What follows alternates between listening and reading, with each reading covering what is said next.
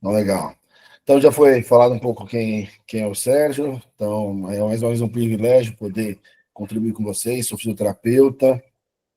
Tive a oportunidade de adentrar em meio a esse caminho da fisioterapia no transporte aéreo em uma pandemia mundial, né? Então, falo que isso aí trouxe para nós as dificuldades, mas também trouxe bastante desafios no crescimento junto ao trabalho do paciente crítico, né? Ainda mais no ambiente hipobárico. Então, foi um desafio muito grande, não tínhamos artigos, não tinha muitas matérias, mas conseguimos aí passar esses longos anos da pandemia com sucesso e com bastante cases aí para conseguir trazer para vocês questão tanto de dúvidas como experiências.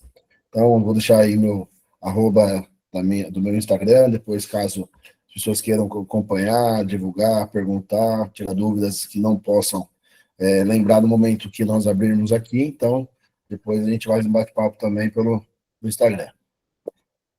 E lembrando vocês, né, quando a gente fala um pouco de ventilação mecânica, temos que recordar o que o consenso brasileiro de ventilação diz sobre a ventilação mecânica, que é um suporte ventilatório invasivo, que ele consiste de um método de suporte para tratamento de pacientes com insuficiência respiratória aguda ou crônica agudizada. E quais são os objetivos fisiológicos quando eu penso em uma ventilação mecânica? Então, um deles é manter ou modificar a troca gasosa, pensando na ventilação alveolar ou na oxigenação arterial. Aumentar o volume pulmonar, então, pensando na questão das insuflações pulmonares, otimizar a CRF, ou a capacidade residual funcional, e reduzir o trabalho muscular respiratório. Alguns objetivos clínicos, então. Reverter hipoxemias, reverter acidose respiratória aguda, reduzir o desconforto respiratório, prevenir ou reverter as atelectasias, reverter fadiga dos músculos respiratórios, permitir a sedação do paciente, reduzir a pique ou pressão intracraniana, estabilizar a parede torácica. Estabilizar a parede torácica. Então, aqui são os dois objetivos, tanto fisiológico como clínico. Então, aqui nós temos um pouco do que a ventilação tem como objetivo. Mas quando eu falo em ventilação mecânica, eu tenho que lembrar um pouquinho das fases da ventilação. Quando eu falo numa ventilação mecânica, ela tem alguns ciclos que são as etapas que nós vamos estudar agora através desse desenho aí. Cada curva corresponde a uma fase e a curva vai demonstrar o que ocorre na ventilação mecânica desse paciente. Então, quando eu penso na fase inspiratória, ou seja, a entrada do ar para o pulmão desse paciente, ela é representada pela cor laranja ali, então, no momento ascendente, é onde abre a válvula e entra a pressão para o paciente. Bom, Sérgio, esse ar vai entrar até quando? Ali na frente a gente vai falar um pouquinho sobre essa transição, mas quando ocorre a interrupção da entrada do ar e a abertura para fazer uma transição para a fase expiratória, se chama ciclagem, ou seja, então a mudança da fase ins para a fase ex. Quando ocorre a ciclagem, abre-se a válvula exalatória e começamos então a fase expiratória. A fase ex representada pelo cinza, então a descendência ali da nossa curva vai até a parte neutra da tabela ali, onde encontramos o tempo como margem inferior, horizontal, e ela vai perdurar essa fase expiratória até quando ocorrer um novo ciclo. E esse ciclo ele acontece através da onde? Então, através do disparo, ou seja, a fase ex se encerra e inicia novamente uma fase ins. Então, constantemente, então, o ventilador, através dessas fases, realizará os ciclos respiratórios do meu paciente. Fase ins, ciclagem, fase ex e o disparo novamente para um próximo ciclo. E esse ciclo respiratório, ele tem a interrupção, então, da fase ins para a fase ex, em que momento? Através da ciclagem, como eu falei. E a ciclagem, ela pode ser estabelecida no ventilador através de 4 situações. Ciclagem a tempo, quando a inspiração ela vai terminar após o tempo inspiratório pré-determinado. Então, eu estabeleço um tempo, ao atingir aquele tempo, corta-se a fase ins e inicia o processo de ciclagem. Ou a ciclagem pode ser a pressão. Então, a fase ins ela inicia, quando ela atinge o pico da pressão estabelecida, ele começa, então, a transicionar fase ins para fase ex, como nós dizemos, ciclagem a pressão. A terceira fase que nós podemos encontrar de ciclagem é a ciclagem a volume, ou seja, então estabeleço um volume corrente pré-determinado e ao atingir esse volume, também da mesma forma ocorre a transição do ins para o ex. E a fluxo, que quando nós conseguimos atingir um fluxo pré-determinado, saímos da fase ins para a fase ex. Então são essas 4 maneiras de abertura da transição da fase ins para a fase ex.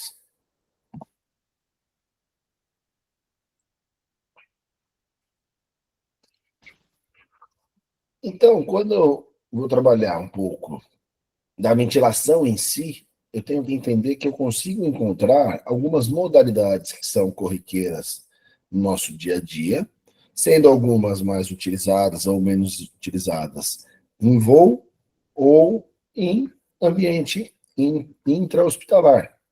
Então, quando eu penso na controlada clássica, a ventilação controlada ela é descrita, porém hoje a grande maioria dos ventiladores ainda não tem a prática da utilização dela puramente. Mas a controlada nada mais é do que uma modalidade onde o respirador estabelece o ciclo respiratório para o paciente de forma programada.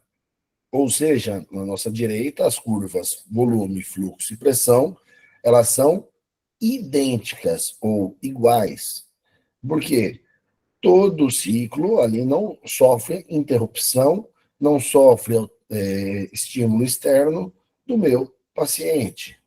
Então, o volume vai se manter, o fluxo é igual e a pressão também se mantém. Quando eu já começo a pensar na atualidade das ventilações mecânicas, hoje os ventiladores mecânicos microprocessados, eles já têm o quê? A possibilidade do assisto controlado como uma modalidade onde ele vai auxiliar o paciente a realizar o ciclo respiratório quando ele perceber que tem um drive respiratório. E assim ele continua o ciclo para o paciente. Nas 3 curvas à direita, nós conseguimos notar o quê? A primeira está mantendo uma distância já diferente entre a primeira e segunda curvatura, da segunda para a terceira. Deixa eu só pegar meu apontador aqui. Aí. Então, esse intervalo é muito menor do que esse intervalo de ciclo. A mesma coisa eu encontro no fluxo, que o intervalo também é diferente. E aqui eu observo que na curva da pressão, aqui tem o primeiro estímulo, então disparou, fase ins, ciclagem, fase ex, e a negativação da onda. Então, quando eu vejo essa negativação, eu identifico o quê? O disparo. O disparo através do quê? O drive do paciente que faz uma nova curvatura. E eu mantenho o trajeto normal, porém ele deixa uma janela. Então, a gente sempre pensa aqui, a partir do momento que de um ciclo a outro, do assisto controlado, o paciente adentrou por algum momento, o ventilador identifica esse disparo, realiza o ciclo completo, porém ele abre-se uma janela de tempo para que, se ocorrer um novo disparo, uma negativação dessa última onda de pressão, eu consigo realizar o ciclo similar ao anterior.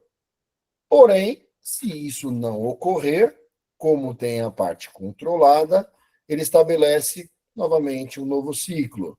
Porém, eu não consigo visualizar a negativação da onda, da curva, de pressão aqui, como fez nesse anterior, que seria o esforço do paciente. Aqui não tem o esforço, então ele já parte do zero. Quando ocorre o esforço, ele parte do, da, da, da vertical no negativo, então da parte de pressão negativa. Tudo bem? E outra modalidade, e encontramos mais no intra-hospitalar, pouco a gente vai utilizar no transporte aéreo, tá? Mais pra frente até explico o porquê, para vocês entenderem um pouco sobre a opressão de suporte. Mas vamos lá que a primeira situação que nós temos que entender é que pressão de suporte nada mais é do que uma modalidade onde o respirador oferece nível de pressão positiva constante da via aérea para que o paciente consiga, através da sua respiração, uma resposta direta de ciclos respiratórios. Ou seja, o ventilador ele vai atender a demanda e necessidade do paciente. Como que eu consigo, Sérgio, observar isso nas curvaturas de volume, pressão, fluxo e pressão? O tamanho da onda, a distância entre onda, ela acaba sendo diferente. Então, a primeira tem uma altura, o intervalo do primeiro para o segundo é diferente, e as alturas dessa onda, elas oscilam bastante. O que mais eu consigo observar além do volume? Na de fluxo, a mesma coisa. Então, ele tem o pico máximo do fluxo e a decrescente, quando a gente consegue observar que o formato de fluxo, ele também tem uma interferência no pico máximo do fluxo para a abertura da válvula exalatória, onde começam a ter o percentual de volume que se perde. E na terceira, nós temos que lembrar, o neutro é aqui, ó, no zero, onde se mantém a minha linha com o meu apontador em vermelho. E olha como nós encontramos aqui já o drive respiratório. Ó, a onda, drive. A onda, drive. A onda, drive. Então, tudo isso aqui demonstra para nós que o paciente está ativamente realizando o ciclo respiratório, por isso que eu observo de maneira irregular os traços dessas três curvas. Tudo bem? E aí, Sérgio, então quando eu encontro uma ventilação assisto controlada, eu consigo buscar quais tipos de assisto controlada? Assisto controlada, eu posso ventilar a volume ou eu posso ventilar a pressão. Esses são os dois modos clássicos. Então, o que eu vou encontrar de variável para que eu estabeleça valores dentro do volume controlado?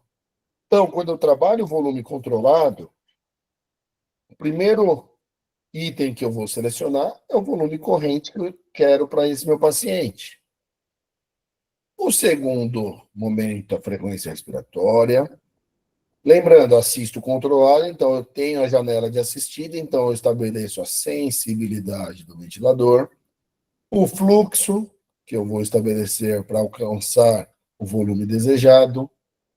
Como eu tenho a sensibilidade, eu vou deixar, então, estabelecido uma pressão de suporte, um PIP e uma FO2. Já no modo pressão controlada, nós, em vez de estabelecermos um volume controlado, ou seja, um volume que vai se manter independente da complacência e resistência pulmonar, então as oscilações de complacência e resistências não vão alterar o resultado final, que é o volume controlado.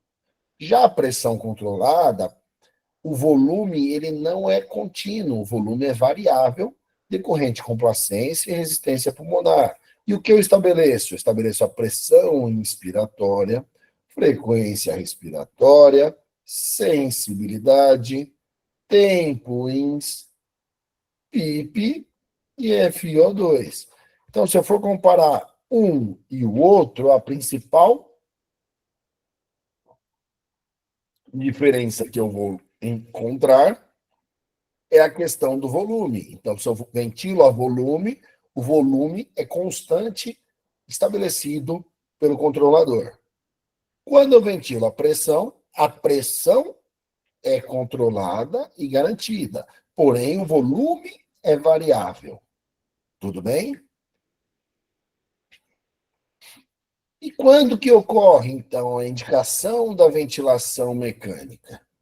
Nos casos, então, de falência cardiopulmonar, quando eu encontro um paciente que necessita de uma proteção da via aérea, barra, ele fazendo provavelmente uma apneia, quando eu penso que o comando respiratório dele está oscilatório, ou seja, nós dentro desse contexto, nós estamos pensando que ele não está conseguindo manter a questão da ventilação mecânica, insuficiência respiratória, fadiga muscular, alteração mecânica respiratória, profilático, ou seja, para algum procedimento que eu necessite realizar, disfunção de outros órgãos e sistemas. Pô, então as indicações são essas. E outras que vocês, como médicos, poderão também analisar em meio a uma situação, ou vocês, como físio, sugerir em meio a uma análise, ou como enfermeiros. Então, assim, a análise sempre vai ser do paciente, da cena em que você se encontra com ele, se é um socorro, se é um transporte, se é uma urgência intra-hospitalar, se é uma transferência de ambulância, se é um transporte aéreo e tem uma necessidade durante o transporte. Isso aí são situações que vão ser analisadas também caso a caso. E das complicações que eu consigo descrever, essas complicações todas também estão dentro do terceiro consenso. A intubação acidental, ou seja, uma fixação inadequada, um paciente agitado, um movimento técnico não tão adequado do profissional, fazendo com que ocorra essa situação. Lesões traqueais ou labiais, então o excesso de pressão do cuff, ou uma amarração, um cadarço muito apertado no lábio, ou um posicionamento inadequado desse tubo pode ocasionar essas lesões. Barotrauma e volutrauma também pode interferir de maneira direta, tá? Então, com certeza isso aí pode ser por uma falha de ventilação, uma falha de ajuste de parâmetros, ok? Lesões dentárias, então, dentro do contexto, na hora da intubação, muitas vezes, se não tiver o manejo adequado do laringoscópio e fizer uma alavanca dele, ao invés de um movimento de báscula, de elevação, com a pressão da região da orofaringe, da língua, para pegar e visualizar a epiglote, você vai fazer uma alavanca e quebrar o dente. Paralisia de cordas vocais, por decorrência de tempo de intubação ou alguma lesão durante a intubação. Estenose traqueal, intubação seletiva, alteração da pressão intracraniana, uma atelectasia por uma cânula seletivada, diminuição do débito cardíaco, dependendo da ventilação que você utiliza, uma hiperinsuflação torácica. Mas, enfim, vamos um pouco para as particularidades também do transporte aéreo, né? Então, da parte de voo, que eu vou deixar aqui para vocês duas leis. São as duas principais leis que vão interferir diretamente, muitas vezes, no caso do paciente, que está no ambiente aéreo. Aéreo, desculpa. Esse movimento aí de, eu vou transportar, é fácil, é tranquilo, que é a mesma coisa que na ambulância. Ou, a ventilação é tudo igual em qualquer lugar. nós temos que lembrar também das particularidades do voo. Então, a lei da física de Lady Boyle-Mariot e Lady Dalton são as duas principais leis que eu acabo sempre destacando, além de termos outras, tá? Não são somente as duas, mas essas são as principais. Por quê? Quando eu falo da lei de Boyle-Mariot, eu entendo o seguinte, que o volume de um gás ele é inversamente proporcional à sua pressão no ambiente onde a temperatura é constante. Ou seja, o gás ali, conforme ele é exposto à altitude, ele ganha um volume maior do que o esperado. Então, ele chega a ficar 3 vezes maior do que o volume na Terra. Então, conforme ganha-se altitude, ele multiplica. E aí eu falo, o teste clássico de quem já voou e sente isso muitas vezes é quando você está subindo ou está já no alto, a pressão dos ouvidos, você fica fazendo pressão contrária para tentar desentupir, ou a Coca-Cola, o refrigerante com muito mais gás lá no alto, ou aquele iogurte que você recebe, a tampinha é de alumínio, você observa aquela barriguinha do alumínio se formando. Então, aonde tem ar, ele ganha um volume.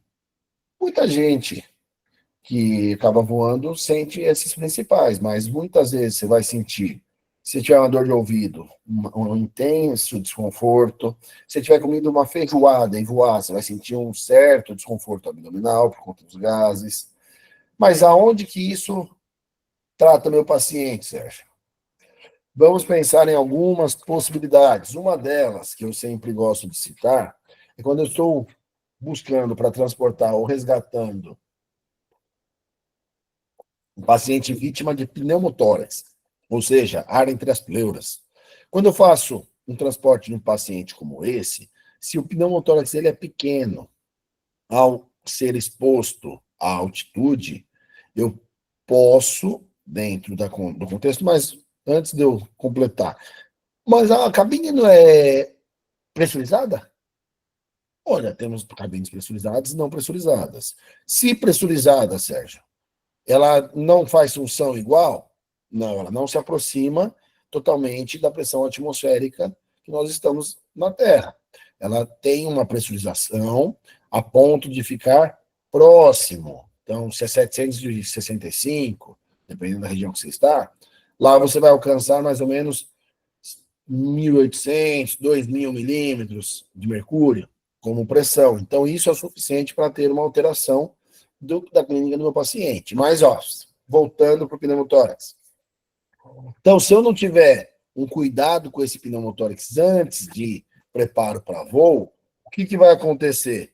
Eu vou encontrar um pneumotórax de pequeno que foi ali socorrido, ele ampliar.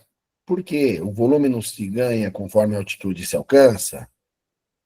Então, eu não posso voar com paciente com pneumotórax se não for treinado, porque o risco de aumento de pneumotórax, de tornar o pneumotórax bilateral, é muito grande.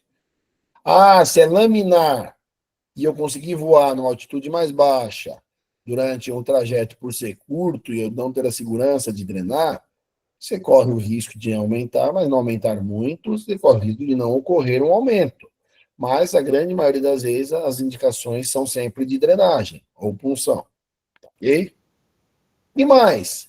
Aonde mais eu encontro ar? Ah, eu encontro ar, como está na fotinho, na cânula orotraqueal ou na traqueostomia.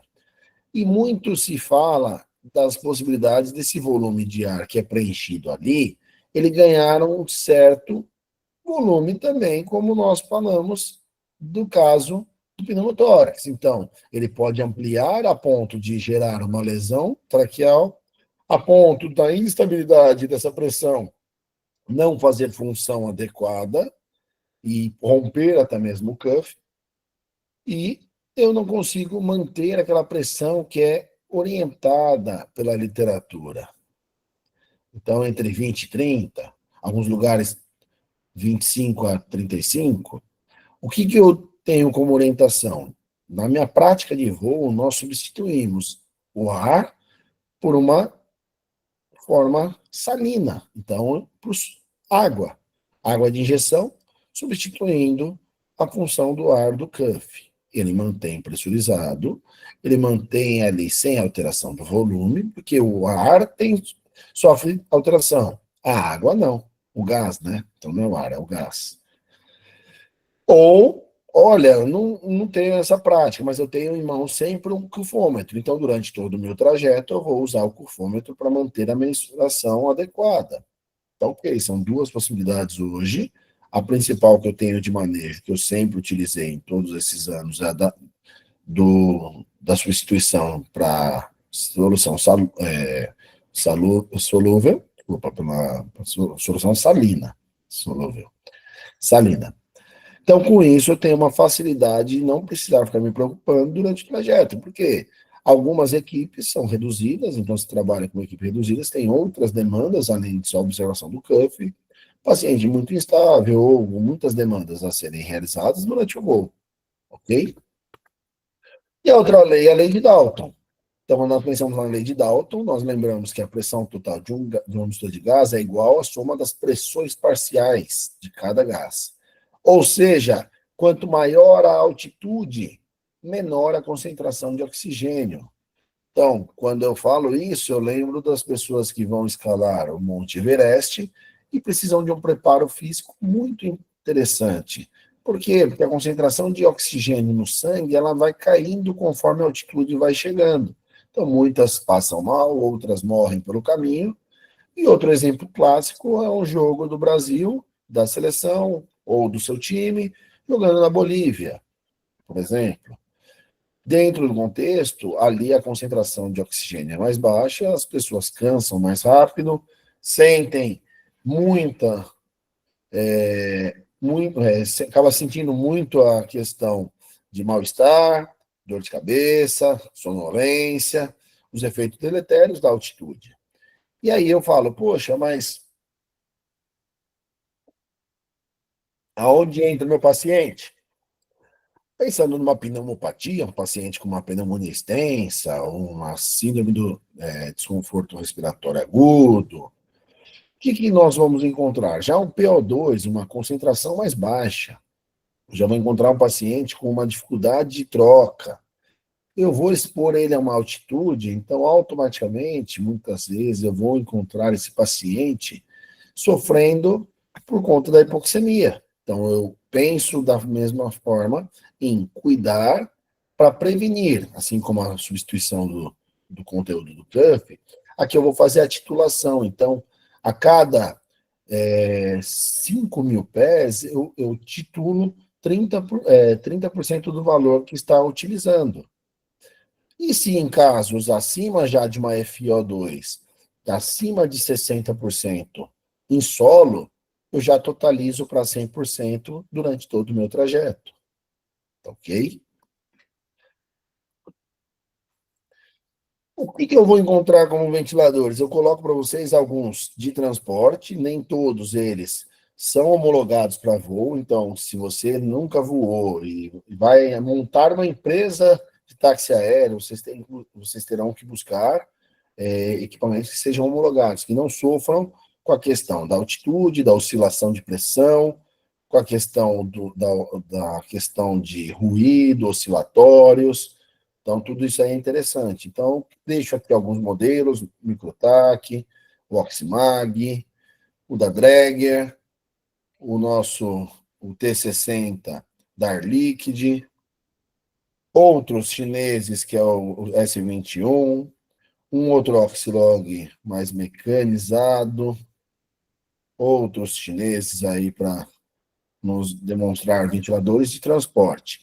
Mas o que eu tenho que lembrar do ventilador de voo?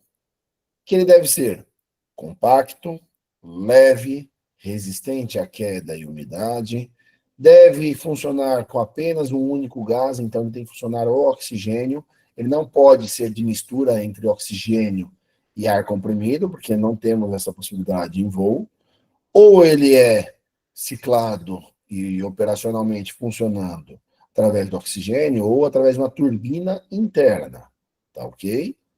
Ele precisa de uma autonomia de 4 horas, ele não pode sofrer, como eu falei para vocês anteriormente, a influência das variações de temperatura, pressão e movimento. Ele precisa ter os modos, volume e pressão, de acordo, você vai estabelecer com a doença de base e a melhor adaptação. Preferencialmente, modalidade controlada, porque eu preciso para um transporte seguro, paciente bem sedado. Na maioria das vezes, se for grave, curarizado, então bloqueador neuromuscular, então esquece a pressão de suporte, como eu falei para vocês, ok? E a estratégia ventilatória que eu tenho que lembrar e os ajustes em voo é manter aquela ventilação protetora, então 6 a 8 ml quilo, com uma drive pressure menor que 15. O que nós temos que lembrar? Que as particularidades da fisiologia de voo, elas não implicam diretamente na escolha do modo ventilatório, mas é importante que o paciente esteja sedado e uma modalidade controlada devido à quantidade de agentes externos que podem levar a ele uma assincronia ou aquele disparo irregular, como eu mostrei na onda lá dos disparos, muitas vezes por conta das particularidades do transporte, ele começa a fazer autodisparo. Então, toda hora, um ciclo é novo por conta da oscilação do transporte. Aqui eu deixo de novo a recomendação, então, pacientes numa FI de 21 a 50, nível do mar, aqui eu coloco recebendo 10% de suplementação a cada 6 mil pés. Ou eu posso trabalhar 5 mil pés com 30%, se são casos mais graves, ok? E pacientes com superior a 50, 60, eu acabo deixando já diretamente a conexão para 100%. Porém, existe uma formulazinha que o pessoal acaba utilizando da FO2 necessária, que é igual a FO2 inicial, vezes a pressão atmosférica inicial, dividido pela pressão atmosférica de cabine. Então, é um cálculo que você só consegue fazer com auxílio do comandante para te falar em quanto que vai ser pressurizado na nossa cabine. Então, a fim de simplificar, acima de 50, 60, eu acabo totalizando 100%, e em voo cruzeiro eu vou dando uma decrescente de FO2 a ponto de mantê-lo numa saturação acima de 92, ok? O que eu tenho que lembrar constantemente de uma ventilação adequada e acompanhar o consumo de oxigênio a fim de evitar uma pane seca, ok? Para não poder correr o risco de ficar sem oxigênio no ar, ok? Então, sempre conferir o quanto vocês estão levando, o quanto de oxigênio eu estou usando durante todo o trajeto. Por quê? Se está no meio do mato, estou numa distância muito alta, muito grande entre distância, como que eu consigo um reabastecimento de urgência? Então, são situações que eu tenho que prever durante o meu pré-voo. E quais são os fatores que eu posso encontrar de interferência? Problemas com a via aérea, então o tubo, cotovelar, não estar local, não estar bem adequado, broncoespasmo por conta de mudança brusca, excessiva quantidade de secreção, então oriento o uso do sistema de aspiração fechado, que ele favorece bastante a aspiração rápida durante todo o trajeto e transporte, extensão abdominal, ansiedade, se ainda esse paciente não está bem sedado, vazamento de circuito por furo, cotovelamento, desconexão parcial, regulagem inadequada dos parâmetros, então isso aí entra na questão operacional do profissional que está manipulando, manuseando, modo ventilatório inadequado para o paciente. Ah, eu cheguei lá e está ventilando a volume, mas eu vou pôr a pressão. Por que você vai pôr a pressão? Ah, porque eu gosto de pressão. Tá, mas ele está ventilando a volume por quê? Tem um motivo. Ele vem ventilando a volume há quanto tempo? Isso aí são perguntas clássicas que nós temos que fazer para o colega que está nos passando quando é um transporte. Claro que na emergência, na intubação de socorro e de resgate é diferente. Mas, se ele já está ventilando, eu vou buscar a ventilação igual ou similar à que ele está utilizando durante o período. E vou fazer os ajustes finos do meu ventilador, porque tem sempre uma diferença, às vezes, mesmo que seja pequena, significante, mas podemos encontrar diferenças entre o ventilador de transporte e o ventilador fixo de rede. Uma parte que eu deixo como checagem sempre para esse paciente na ventilação é a fixação. Eu faço dupla checagem, eu faço uma fixação, muitas vezes, em cima de outra fixação, para ter duas garantindo. Eu realizo a aspiração pré-voo, pré-saída de ambulância, pré-movimentação desse meu paciente. Discuto o caso para uma sedação adequada, um modo adequado para aquele paciente, otimizo a FI para essa transferência, adapto a ventilação mecânica, regulo as válvulas e mangueiras adequadamente, porque o ruído no alto não consigo perceber vazamentos e escapes, ajusto os ventiladores, os alarmes do ventilador de acordo com o perfil do paciente, e a conexão de oxigênio sempre adequada, a fim de evitar também perda de gás. Fixo bem esse aparelho sempre, ou na maca, ou no suporte, na mesinha, que vai sobre a maca. O circuito do ventilador, sempre observar se ele está sem avaria, está bem fixado na parte interna da maca, para não enroscar nos lugares. Vejo se o filtro de ventilação, o filtro HME, ele não está úmido, não está com secreção, não está desconectando. Vejo o quanto de O2 eu tenho nos torpedos. Observo, após a estabilização desse meu paciente, as curvas e valores dos ciclos respiratórios, se está condizente com o que você encontrou, o que você estabeleceu, o que você vem observando durante o trajeto. E observo o consumo, tanto de bateria como de oxigênio desse meu aparelho. Receita de bolo não existe, mas eu deixo uma basiquinha de os parâmetros que cabem iniciais para alguma intubação ou para alguma situação que eu tenho que rapidamente montar o aparelho. Então, quando eu ventilo a pressão, lembrando aquele 6 a 8 ml quilo, para que nós tenhamos uma facilidade de ajuste, uma frequência de 12 a 16, uma sensibilidade de mais 2 a menos 2, tempo in de 0 a 8 a 1,2, um PIP de 6 a 8 num paciente sem doença pulmonar, ou de 8 a 10, dependendo da doença, pulmonar ou cardíaca, e uma FO2, que o valor tem que ser necessário para estabelecer acima de 94, 96. Se eu quero ventilar volume da mesma forma, 6 a 8 ml quilo, a frequência se iguala, o que vai modificar é o fluxo, que aqui eu estabeleço um fluxo de 40 a 60, e a mesma coisa os demais valores. E agora é com vocês. Deixo aí para vocês agora perguntas, dúvidas e curiosidades. Sempre temos que lembrar que a missão nossa é fornecer um atendimento de excelência durante um transporte aeromédico de forma segura, humana e eficiente. Aqui estão meus dois contatos, meu Instagram e meu LinkedIn, tá ok?